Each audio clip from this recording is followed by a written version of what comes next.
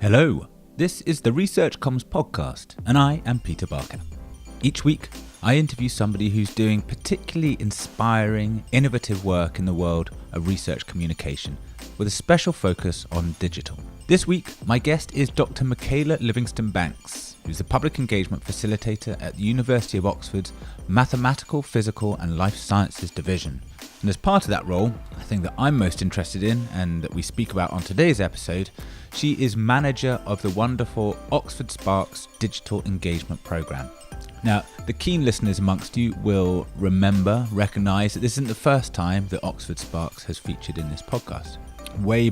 All the way back in episode 2, I interviewed Emily Elias about the power of podcasting as a way of telling research stories. And she does that in her role as the producer and presenter of the Oxford Sparks Big Questions podcast. But they do a great deal more than just that podcast series, including animations, blogs. They produce digital teaching resources, as well as making regular videos. They're making excellent use and experimenting with live video, especially on Facebook, for example, all of which are driving very strong public engagement with the science that's happening at Oxford University. So I was fascinated to hear how Michaela and her team are doing that when we spoke for half an hour or so the other week about all sorts of interesting areas like how to define a target audience for public engagement, successful strategies for the dissemination of research content, ways to evaluate the success of those outputs, and we finished off with 3 super helpful pieces of advice that Michaela has for people and groups looking to boost the impact of their own communications efforts. So listen to the end and you'll get those nuggets. A couple of things to note before we dive into the interview. Firstly, Michaela refers a couple of times to MPLS, which I don't clarify in the podcast itself, but is, as you might imagine, the abbreviation for her department, the Mathematical, Physical and Life Sciences Division, just so you're not confused. Secondly, at one point, Michaela makes a reference to her age, and I laugh quite hard. I'm always aware of, this is a group of us, I'm in my 30s.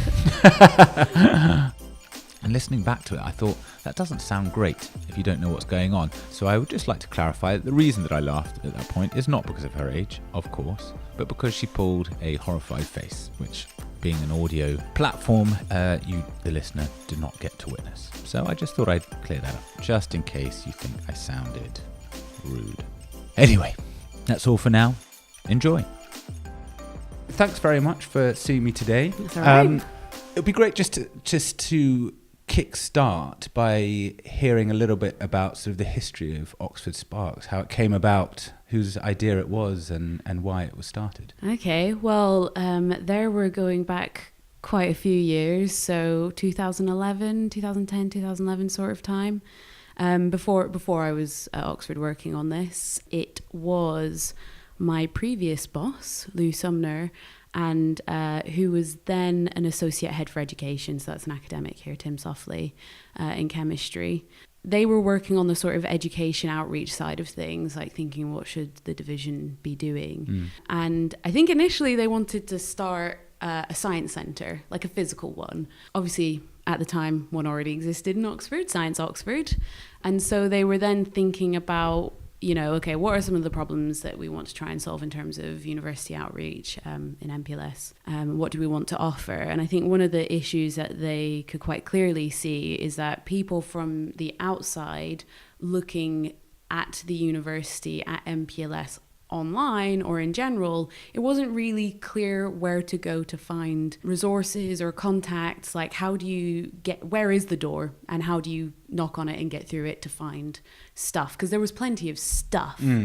So in the end, they decided that what they wanted to do was create a hub. So a one-stop shop, as it were, for people who wanted to access or find out about science research in MPLS particularly, but also the medical sciences division, to be able to find that stuff. So they pulled together a database of something like 400 different resources Right. from, individual groups, the museums, just all the science outreach stuff into one place. So that was the website. And then they were thinking, well, but how do we actually get people to be interested in coming along to find out about this? How do we highlight to them the exciting stuff that's happening? So that's where the ideas of what they were initially calling nuggets, but, these 2-minute animations about research, which would hopefully be really appealing to people, draw them into the website, and then they would go on this journey to find more stuff or find the contacts they needed and things like that. So that was the initial sort of thinking around that. And I imagine lots of the people listening to this, if they're sort of involved in the world of science communication, your job sounds like something of a dream job. It's pretty good. It's pretty good. So perhaps you could sort of talk to me a bit about what a day in the life of Oxford Sparks is like. Yeah, well, so my role actually goes beyond Oxford Sparks anyway. So it's Oxford Sparks is probably the most interesting and exciting bit, but my role is to support public engagement with research in general. So that's to help researchers and support staff think about, plan and do public engagement. So in a typical day, it could be going out to a department to see what they're doing or what support and help they need, and how us as a division, how we can help that.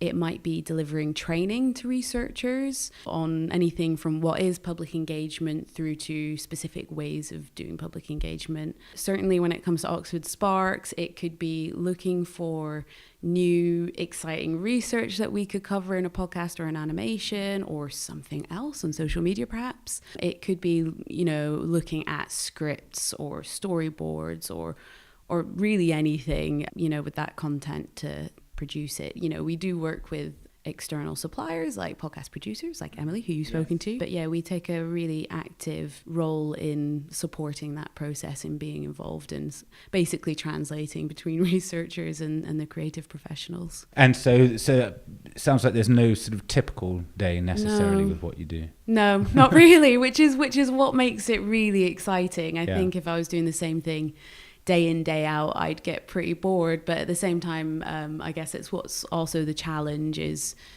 to be efficient and organised when you've got so many different plates spinning, Indeed. So in terms of then the sort of goals of Oxford Sparks, you mentioned sort of how it came to be. Yeah. One of the most important things, if not the most important thing when it comes to communicating science or any research and public engagement is audience, defining who your audience is. Absolutely. So who are you trying to reach in particular? Is there one audience or multiple? There are multiple audiences, but we try to think about it in two ways. So on the one hand, we know that there are people who like science. There are those people, and we think of them in terms of our set audience, as in we put something out, they will see it because they're following us. And I think being realistic, which I think you have to be, if they're following a university's science outreach project, whatever, they're probably particularly interested in science, or they live locally or whatever, like things like that. So we try to think quite pragmatically that we're generally looking at science inclined people. Right. Okay. And at the lower end, we're looking at 11 plus, and that's mainly driven by the fact that our animations and the teaching resources are designed with secondary school students in mind, but also just on the balance of the type of science we're trying to convey to the level we're trying to convey it, on the balance of what researchers are generally comfortable with. It's going to be at a level which is probably appropriate for 11 up. Okay. That's not to say that we haven't heard that parents say that their 8-year-olds love it or whatever. Sure. But or the that's parents themselves. Probably. And the parents themselves, yeah, definitely. So that's kind of our fans. We call, our Oxford Sparks fans, as we call them, and they follow us. Yeah. But the other thing that we try to do is look at the specific topics we're working with for, say, an episode of a podcast or an animation, and just saying who would be interested in this in a wider kind of sense. So, for example, we have an animation about how footballers tend to have a different hip shape to everyone else, and how that can lead to osteoarthritis developing relatively early. So obviously when we're looking at that and we're thinking, how can we share this on social media? Who can we target? We're thinking people into sports, in cricket, in football, the things that are mentioned. Or, if we've got a podcast with animation about new fathers, obviously we're thinking parents, people who are interested in parenting and all of that kind of stuff. So yeah, we try to think about it in those two ways. Overall, that of course means it looks like we're trying to reach everyone, but the detail is that we're not really. So, as you said, you sort of made a decision that the audience you're looking for are people who perhaps already engaged in science to an extent, or live locally, or all those kind of things. Obviously, there's a lot of focus at the moment in public engagement on reaching sort of underserved audiences. Yeah. Is that something that you consider as well, or is that something for a sort of totally separate enterprise that's not Oxford Sparks? We try. So, like I say, in terms of those individual bits of content, we do try to consider that a bit. And in general, with what Oxford Sparks is trying to do, it's not trying to necessarily talk to typical Oxford kind of people. That's definitely not what it's trying to do. It's trying to do it with a bit more humor and a bit more fun, because even if you are a little bit into science, you still want things to be very, entertaining or appealing or whatever. Absolutely. I myself am very into science. I'm super science inclined and have a high science capital, but I still want it to be, enjoyable to sit through and watch. But yeah, I think, again, going back to thinking pragmatically, if we think, Oxford Sparks, its unique selling point and what we try to stick to is that it's Oxford science. We're not the naked scientists. We're not trying to do general science outreach or anything like that. And then if you also think about how people engage with and consume media digitally, online and things like that, for us, it's probably quite unrealistic to think beyond the little things that we can do, like the language we use, the tone and style we use, things like that. There's not a huge amount we can do to really attract, go to and engage with those the people who aren't engaging. If they're not engaging on social media, it's kind of tough. Yeah. So the best we can do is try and make our content as appealing as possible, which is what we try to do. Yeah. And go from there. And we can, we get into the dodgy realms of Facebook advertising, whatever, but we can and we do target particular geographical regions and things like that. Great. So that's kind of how we try to tackle that. But it's Oxford Sparks itself isn't going to make, we accept, a huge difference to the hardest to reach audiences. But, there's plenty of face-to-face, really good, meaningful engagement happening around the rest of the university that aims to do that. So that we don't really, like I say, we try to do what we can, good practice, but it's not what our ultimate aim is. Yeah, and as you not everything can. If every piece of outreach was trying to target everybody, then ultimately nobody's satisfied. So, I think it's good to compartmentalize some things for one purpose and others for another. Exactly. Yeah. But I mean, I think you can see through a lot of the content we do, hopefully it will be appealing to a wider audience. Once it reaches them. Once it's out there. So, fruit fly sex life through karaoke or, trying to look at topics that are slightly less technical and detailed and trying to show it. They talk about use a hook or whatever, but, just trying to look for some of those topics like cancer treatment or something like that, where you just know there's going to be a wider interest. And then from having got in there, then saying, and here's the research, so that's kind of what we're trying to do. Excellent. And we touched on sort of dissemination of your content, how you get it out there. I'll speak a bit more about that in a moment, if it's okay, but still thinking about sort of crafting the content when it comes to, for example, the stuff for the 11 plus school age students or children. How do you go about working out sort of the best way to communicate with them? Are you using sort of focus groups with the kids, with sort of kids themselves, or do you have people on board who just have experience of sort of speaking in a certain way that is going to engage with that age group? So a little bit of both. So certainly it's a case of working with people who know the audience, they know what works, what's effective. But also, we have a teachers panel, so they're used to working with those age groups. And obviously they're thinking more in terms of, what's going to work on an educational level to some extent, but just also what they would or would not know about, things like that. So what's accessible. We haven't yet ourselves hosted formal focus groups. This is something we're working on, trying to do, because I'm always aware of, this is a group of us, I'm in my 30s, but a bunch of us who are trying to decide what that age group wants based on maybe what we thought maybe we wanted. Which is possibly totally different. Which I know is possibly totally different because, I myself, I am now at the age where I see things happening on social media and I'm just like, what? But I'm aware of it at least. Yeah. So we're going to be working towards that over the summer and into the next academic year. That is one of our specific things we're going to try and do, is host some actual focus groups with young people and older people too. Yeah. But yeah, it's a little bit of both of those things. But we have gone out to events, for example, despite being a digital platform, we've gone out to, say, museum events or family events, and we have our wall of curiosity and, kind of asking, what's your biggest question? Yeah. Or when you think about, what are you curious about? Things like that. So, we try to get a little bit of a steer. And then online as well. Yeah. Obviously, you can get a sense of what is or isn't engaging to your audience. Again, this doesn't help for the people you're not already talking to, Sure. but for the people who you are talking to, you can get a sense through, simple metrics like number of likes, retweets, shares, or click-throughs, all of that kind of stuff. So that's stuff that you feel is a good measure of how success. Yeah. What are you looking for when you come to sort of gauging the success of a campaign? Yeah. For lack of anything else. Yeah. Because we have tried to do things like surveys and questionnaires and things like that in the past.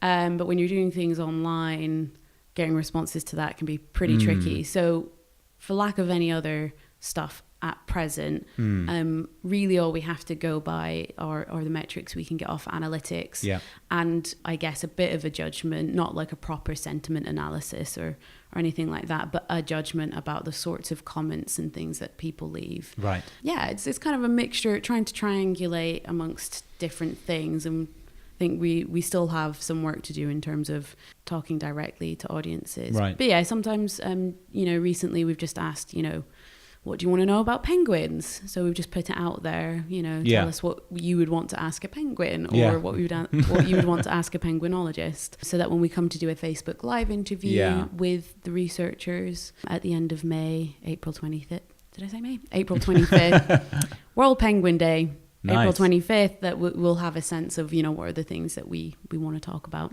Yeah, because I suppose it's an interesting sort of area of that difference between what's kind of pure communication, sending information out, and the desire to engage and facilitate a two-way dialogue with people. I suppose sometimes people say that sort of digital methods, whilst they give you access to everybody, aren't always the best ways of actually getting that conversation going. But you find that you do get responses and you are able to sort of... I think with some things, like when we put out a sort of campaign of what would you want to know, we don't have like the biggest audience on the planet. And even when we say boost it posts so more people see it, it is a much smaller proportion of people who will send in a question or a comment or whatever. But certainly on a Facebook Live, when you've got a researcher right there, people know they're there and you're showing that you're responding to people's questions, you can get a lot of questions. Yeah. So far, I haven't found that there's not much way of predicting how much that interaction would be. Yeah. But yeah, I mean, certainly in terms of just putting stuff out on, say, Twitter or just putting a post up on Facebook or whatever, or even Instagram, the response is a much, much smaller proportion. But then I think when you look at things like, I think in the Wellcome Monitor and Public Attitudes to Science survey, when and I think maybe RC UK, their public attitudes to research, I think all of these have found some evidence, at least based on what people are saying, that actually they don't want to engage. Right. Some people do, and that's a type of person, I think. But for the majority of people, based on those surveys, a lot of people want to sit back and absorb and consume in that way rather than engage. And part of me wonders, maybe that's just because a lot of what does go out there is very much broadcast one way, and maybe we're not inviting enough interaction and things like that. But I don't know for sure. Yeah. But I mean, we're trying to get more interaction for sure. Yeah, it's hard to say, isn't it? I mean, I'm considering the work that I do is working in digital research communication and always trying to sort of encourage interactions and sharing and responses. As a consumer of content myself, I have to say I never really do. So I'm sort of, I should probably do it more. But yeah, I'm very much a kind of passive consumer, and that works for me, and I gain a huge amount from it. So I guess, it's sort of perhaps sort of putting so much emphasis on feedback perhaps is missing the point that some people... Perhaps. I wouldn't want to say that's, people shouldn't try to do that, but I think it works better with maybe individuals. Maybe people perceive I'm talking to a person as opposed to I'm talking to an entity or an institution or something like that. Yeah. Because sometimes when we have our, say, Twitter takeovers, or just things that I've seen on Twitter, is where a person just says, I did this, what do you think? Yeah. What do you think, or what would you do? There can be some good responses, but yeah, for Oxford Sparks, I guess, as a part of an institution, as part of a kind of faceless entity, it is tough. Yeah. It is tough, but that's not to say we're going to stop trying. No, absolutely. So you mentioned the Twitter takeovers. It would be, and we've spoken a bit about the Facebook Live, and that's one of the things that I've been really enjoying about your output recently. There was an amazing stream you did, was it from the Neuroimaging Centre, which I thought was fascinating. The Wellcome Centre for Integrative Neuroimaging. Yeah, snappily titled. Yes. So is that something that you're sort of relatively recently sort of got involved with? How are you finding the sort of response to that? Yeah, so Facebook Live is something we started, I guess, a couple years ago now. Once my colleague Kirsty, who does the sort of day-to-day digital marketing side of Oxford Sparks and generally runs that, she started, and there was an opportunity to just say, well, what else could we be doing? And in our strategy, various things, objectives we had. One of them was deepening engagement with our audiences. So how do we provide those better opportunities for people to ask questions or say what they think? Yeah. And Facebook Live seemed like a perfect opportunity to do that, of course. So and relatively low budget way of doing it as well. Well, in theory, yeah. In practice, so we just started trying it out with basically anyone who was up for it. Yeah. I forget what our very first one was. It was a kind of Q&A or something, just with yeah. I mean, I think most of them have been and are still Q&As. Yeah. So that's when it started. Couple of years ago. But the neuroimaging one was Q&A, but it felt quite, it was kind of live action. You were seeing stuff happening, and it was sort of had the feel of a sort of a live event rather than just a sort of back and forth with an expert and the public. So, I mean, we always try to think about the venue, or, where are we doing this, and how does it work? Because I think we've done a couple where it's, you're just in a room or whatever, and sometimes that's just what you have to do. But yeah, we're always thinking visually what would make sense, what would work, what would make it, interesting, exciting, whatever. So yeah, I think maybe one of our first ones was an interview between two sleep neuroscientists in a bed at like 9:30, 9:30, nice. As it was kind of you're getting ready for bed, or you're thinking about getting ready for bed. Here's some stuff about sleep, and that was really popular. But yeah, like in that one was actually part of a thing we're trying to do a bit more of, and that is to think of like a week-long campaign of things so people can come back and find out more, which we'd started last year as just a general science discovery week during Science Week, but online. So like a science festival, but online. So we had stuff every single day. And I suppose what worked really well with the brain one is the fact that there's a really awesome group of researchers, so at that Wellcome Centre, who had been involved in all sorts of things, an exhibition at the Museum of Natural History here in Oxford, and had been asking the public, what do you want to know about? And so they had these collection of 700 or so questions, one of which was chosen to do an actual experiment with.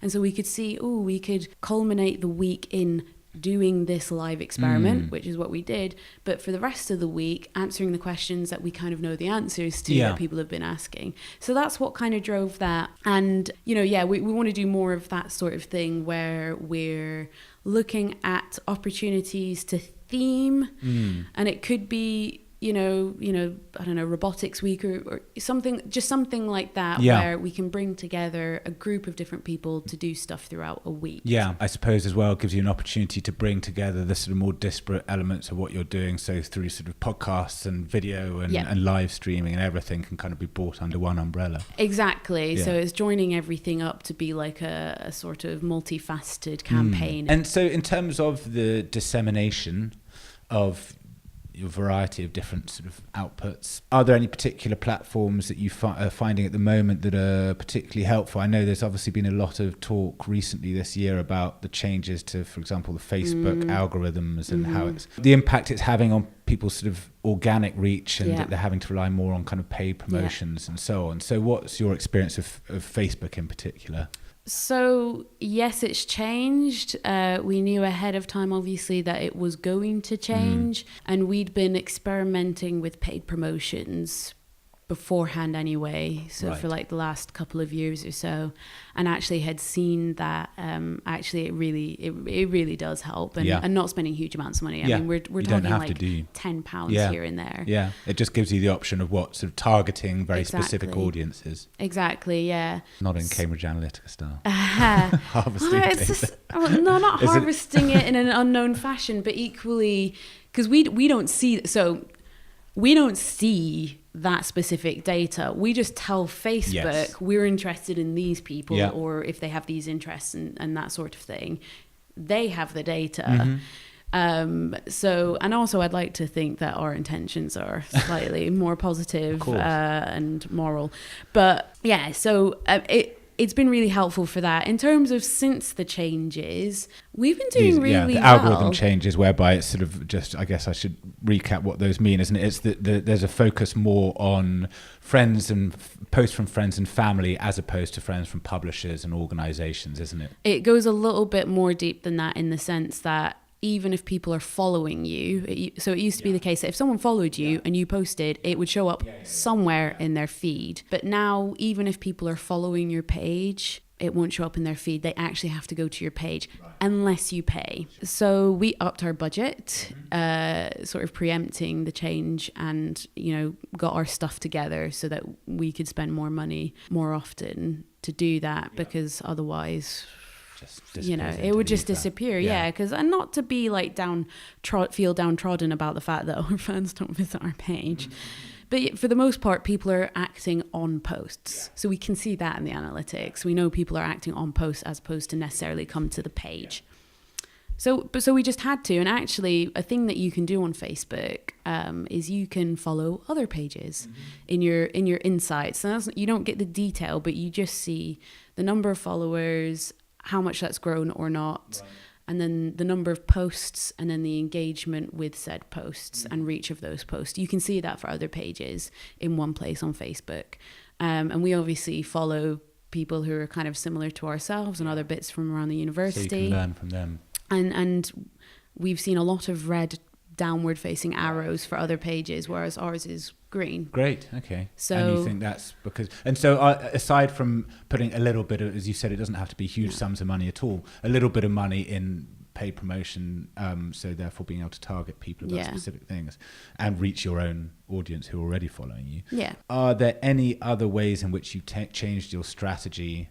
And this could apply not just to Facebook, but sort of social media in general, that you feel has helped in terms of perhaps the number of posts that you're doing, sort of frequency of posting, and so on? Yeah, well, I think we've always tried to be relatively strategic in trying to aim posts at the right time of day and all of that kind of stuff. And, one of the changes we made is that we hired someone to at least part-time be 100% focused on digital stuff. So that's Kirsty. Hi, Kirsty. So that's Kirsty. She's 100% focused on that, and so she has the time to really delve into the analytics, to experiment with different content types and things like that.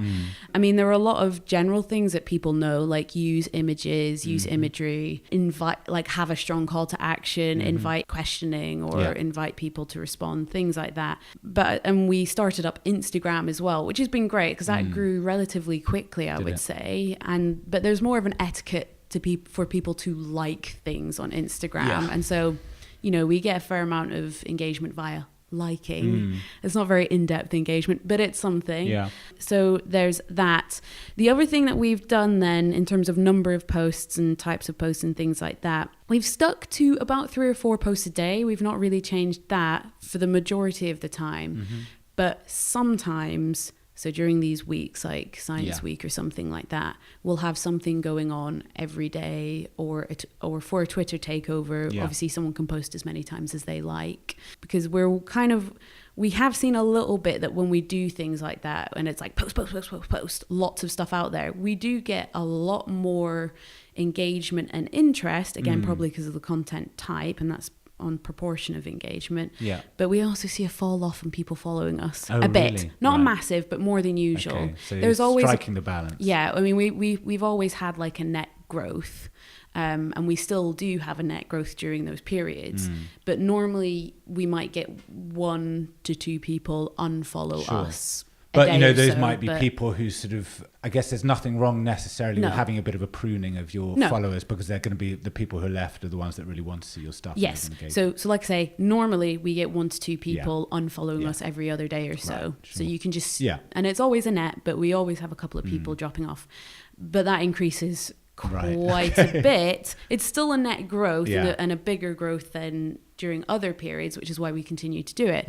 But it's just more than usual. So which is why we're not going to be doing things like Twitter takeovers or just constantly chucking out tons and tons and tons of content all the time. I think that's one of the reasons why we want to keep it to these themed weeks like Science Week or some other big week that's going on. So I think those are the main things. Paying on Twitter, we haven't really found helps at all. No, I looked into that as well. There doesn't seem to be any kind of targeting. You just get, I suppose you could perhaps, it was like people who are interested in science. Yes. For me, whereas Facebook, you can be very specific about where so and who you're going. There was that, but we actually tried it. And so you can see organic, so people who would see it anyway, versus the people who saw it because you paid.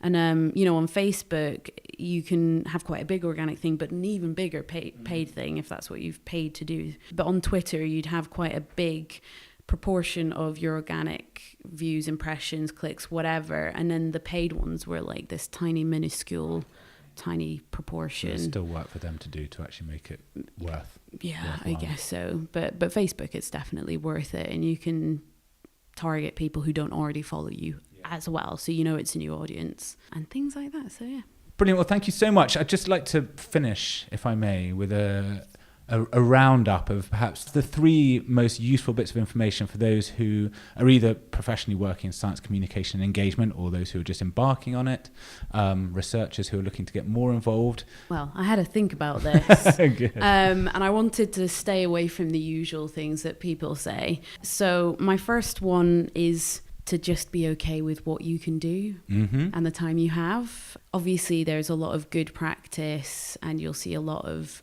people like Oxford Sparks doing very strategic, well thought through, I hope, meaningful stuff.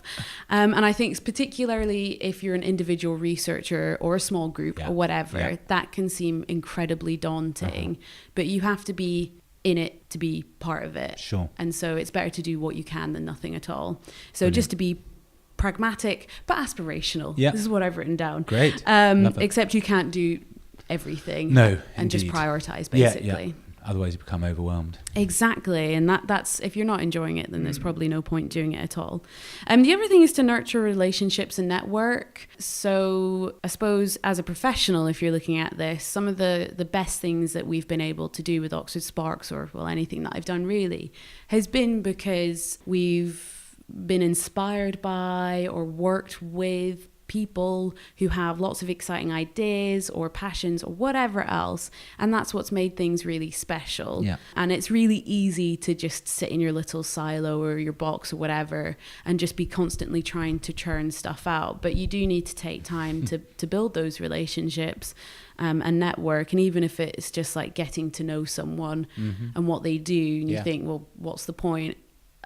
Believe me, at some point you're going to have a crazy idea and just go, I know exactly the person who I need to talk to for that. Great. And that could be on or offline. On or offline, exactly. And as an individual researcher on social media, why not use social media? It's social. Use it to network, for sure. And then the last thing is to use your passions. Some of the best public engagement I've seen on and offline by individual researchers or even people who are doing stuff on behalf of groups is based on things that they're really excited about and they're passionate about. So that's either a hobby like poetry or whatever they're doing. And because you're interested and passionate about it, it's just so much better, much more authentic, and authenticity, especially on social media, is what makes a really big difference, and it makes it easier to do and easier to cope. So as a professional, you're going to have a job to do and you have to deliver some stuff, clearly.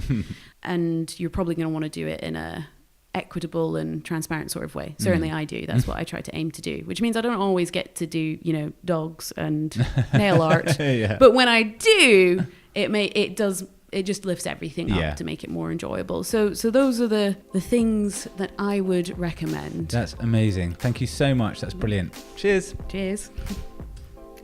Great stuff there from Michaela.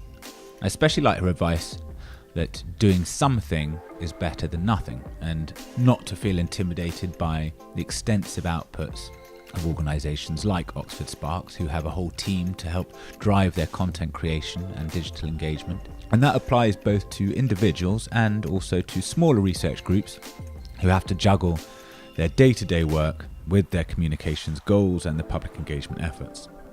What I would say in addition to that is that you don't have to do it alone. There are lots of people and groups out there who can support you, myself included, and I really do mean it when I say that I'm always available to offer advice to those who need it. So feel absolutely free to get in touch if you have an idea for a piece of research communication that you'd like to explore, or you'd like a bit of advice about any kind of elements of digital media, about video production or whatever it might be. And that's for projects that have funding or even those that don't. If it's an idea that I really like and I think it's worth pursuing, then I'm always happy to collaborate, to work together to try and get a budget in place through grant proposals or whatever it might be in order to make it happen. So do drop me an email whenever you like at peter@orinococoms.com or tweet me @orinococoms. I'd love to hear from you. Until then, or until next time, goodbye.